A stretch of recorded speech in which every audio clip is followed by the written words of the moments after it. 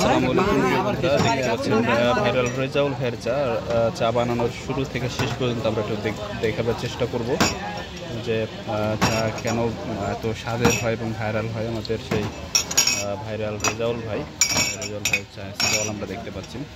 ছোট্ট একটি টং চায়ের দোকান এবং সেখানে রেজাউল ভাই চা প্রস্তুত করছেন। কাপগুলি প্রথমে পরিষ্কার করে নিচ্ছেন।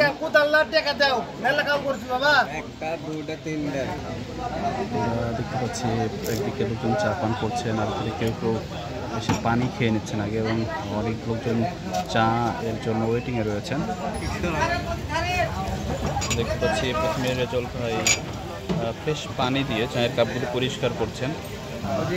পরিষ্কার করে কাপগুলি সাজিয়ে রাখছেন চা দেবার জন্য।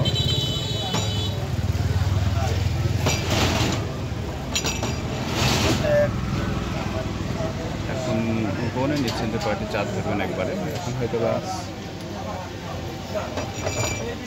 দেখুন আবার গরম পানি দিয়ে পরিষ্কার করা হচ্ছে চায়ের কাপগুলি।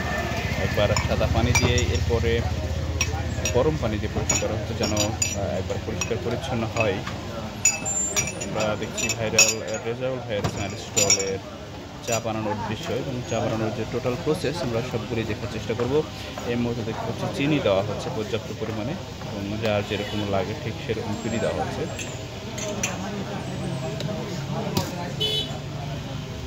তারপরে চাটনির ওপরে চায়ের পাতি নেওয়া হচ্ছে, খোলা পাতি।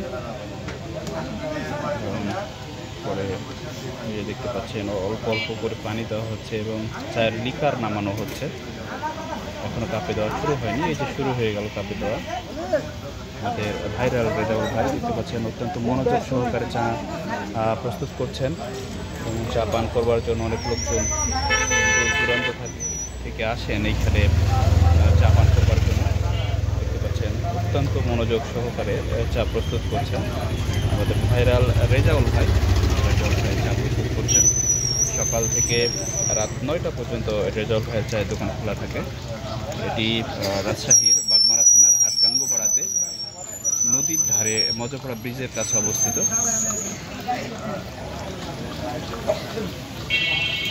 পর্যাপ্ত পরিমাণে লিকার নামানো হয়ে গেছে। এখন ভাই তার চিনিগুলি মিক্স করার জন্য প্রচেষ্টা চালাচ্ছেন। মিক্স হয়ে গেছে চিনি, এরপরে চা আস্তে আস্তে পরিবেশন করছে। দেখতে পাচ্ছেন এবং আলাদা আলাদা চা, কে কোন রকমের চা পান করেন আসলে রেজাউল ভাইয়ের সব কিছু মুখস্থ। দেখতে পাচ্ছেন।